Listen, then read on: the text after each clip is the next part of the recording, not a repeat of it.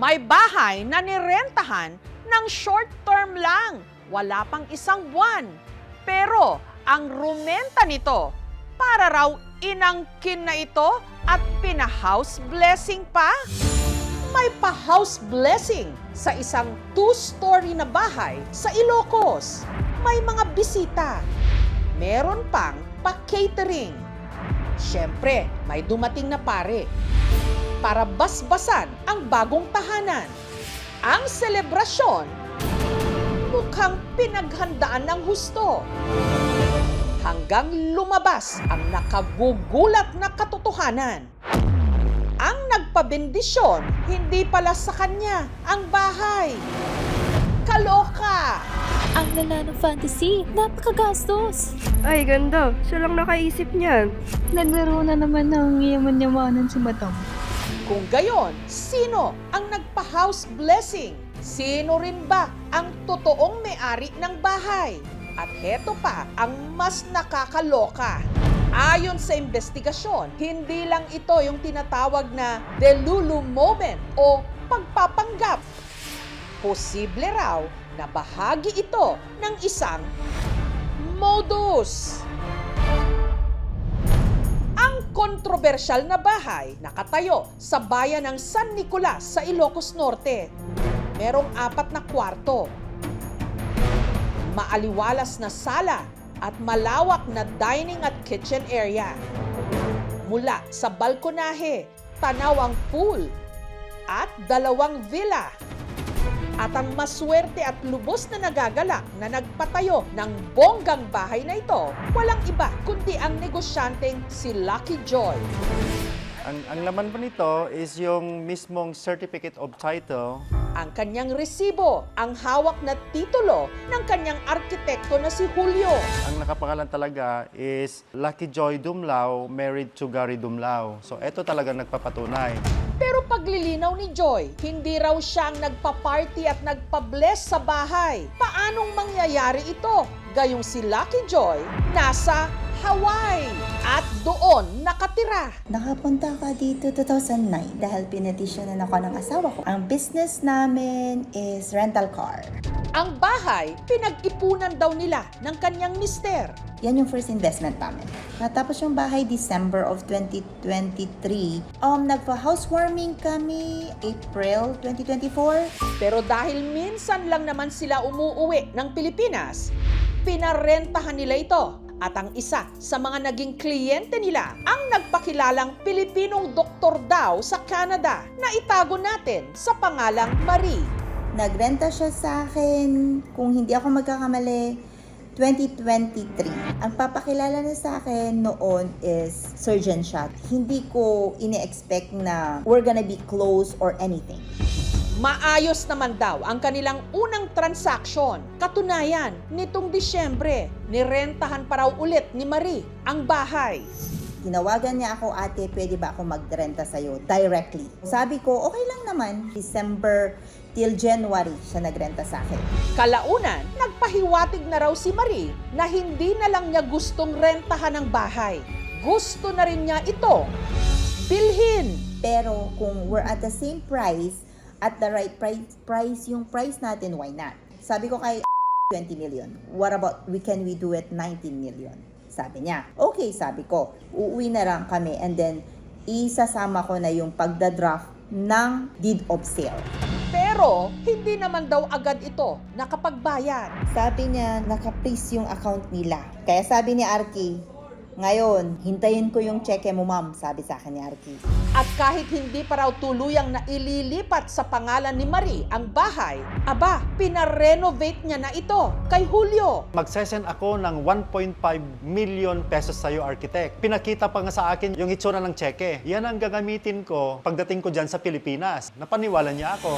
Ang perang inilaan daw ni Marie sa renovation, 1.5 million pesos. At kahit hindi pa raw natatanggap ni Julio ang bayad, sinimulan na niyang gawin ang mga pinapaayos ni Marie.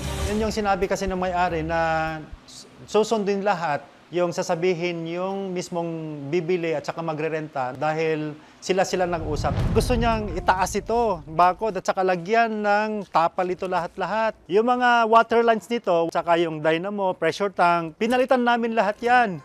Gumastos kami ng almost 180,000 pesos. Inabunuhan ko talaga. At nung natapos daw ang renovation nitong May 18, kahit wala pa namang bayad, si Marie nagpa-house blessing na nga.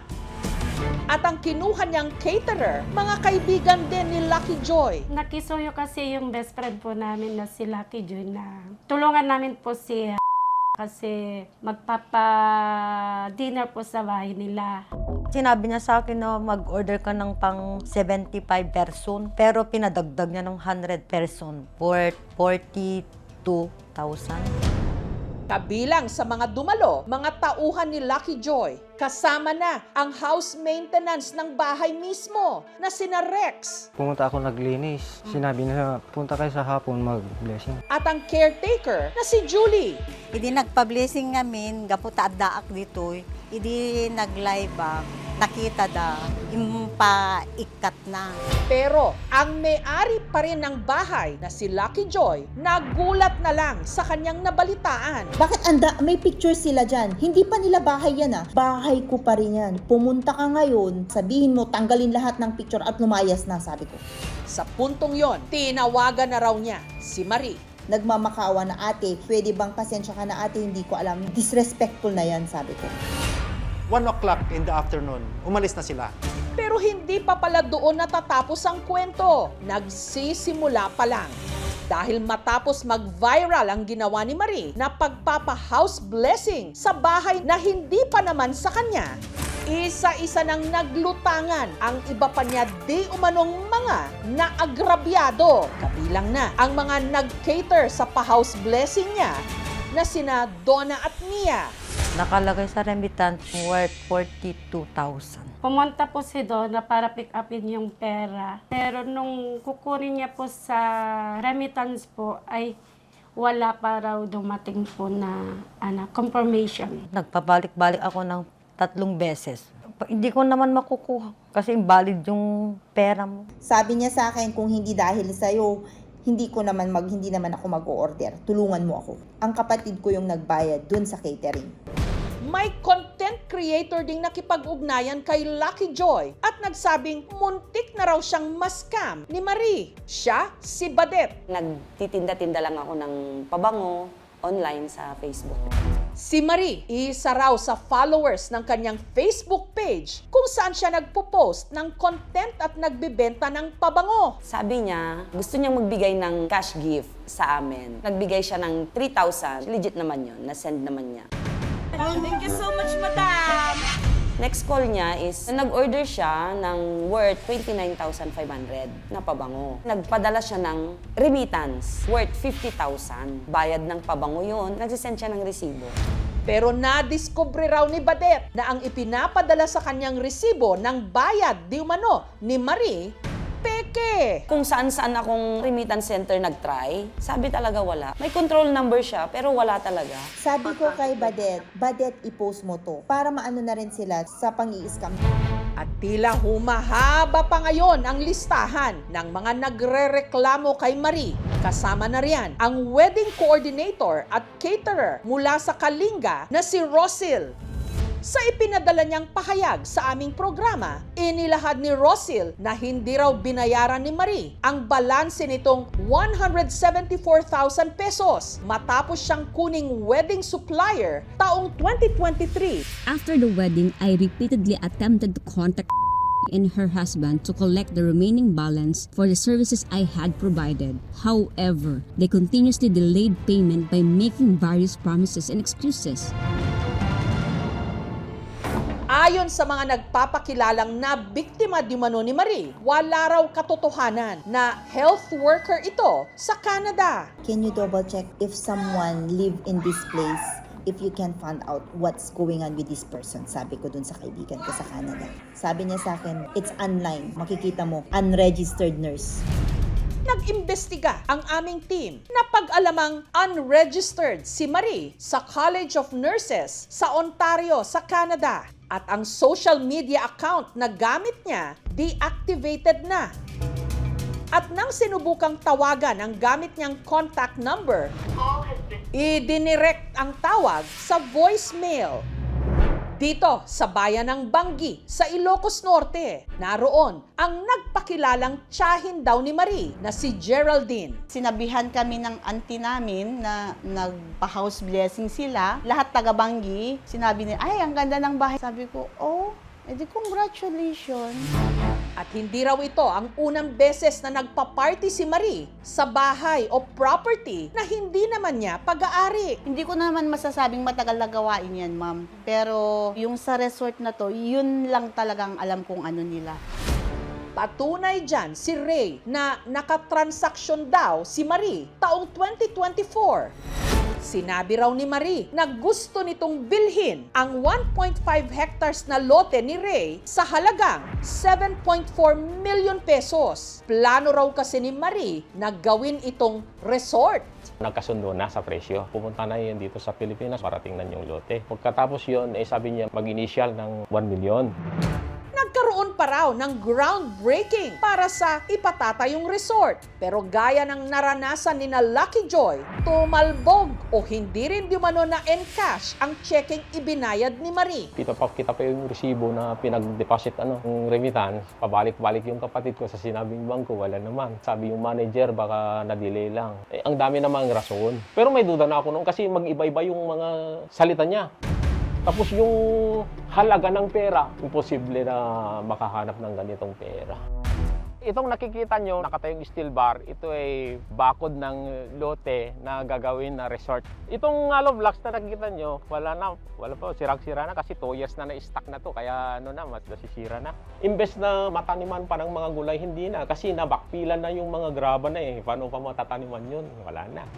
Samantala, si Lucky Joy, sa kabila ng mga inabonohan niya at mga peking-checking natanggap, pinag-iisipan pa kung magsasampa siya ng kaso. Ang huli kong balita, most like is, nasa Canada pa rin siya. Nagbigay na kami ng demand letter na kailangan niyang magbayad in 5 days. Yung simpleng pagrenta ng bahay at pagkakaroon ng house blessing, hindi talaga siya punishable under our law. Nagiging punishable lamang siya kung mayroong panlilin lang o mayroong tinatawag natin na breach of contract. Pwede siya ma-fall din under estafa. Kung ginawa yung estafa naman online, kunyari nagkaroon ng online transaction, pwede siya ma-fall din under the anti-cybercrime laws. For Article 315 ng Revised Penal Code, meron talaga itong karampatang pagkakakulong. Pwede rin siyang maging falsification of documents. Depende kung paano ginawa ang panlilin lang or panloloko gamit yung pagbayad using other information.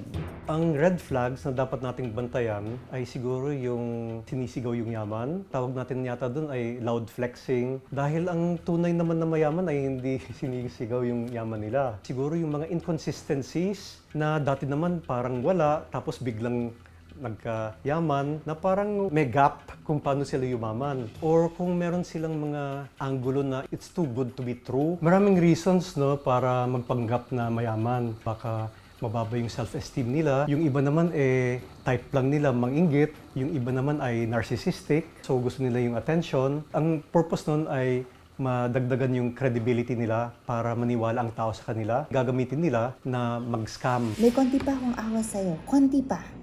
Pero tumigil-tigil ka na, Ading, kasi nakakahiya ka. Nasaan ka man, ma'am, unang lukuhin ng mga tao. Tandaan mo, karma is real na sinasabi. Hindi lahat ng may susi, siya ang may-ari. Ang bahay, pwedeng mabasbasan, pero hindi kailanman ang pambubudol.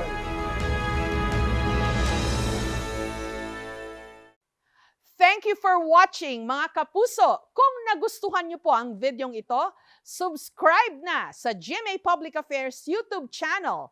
And don't forget to hit the bell button for our latest updates.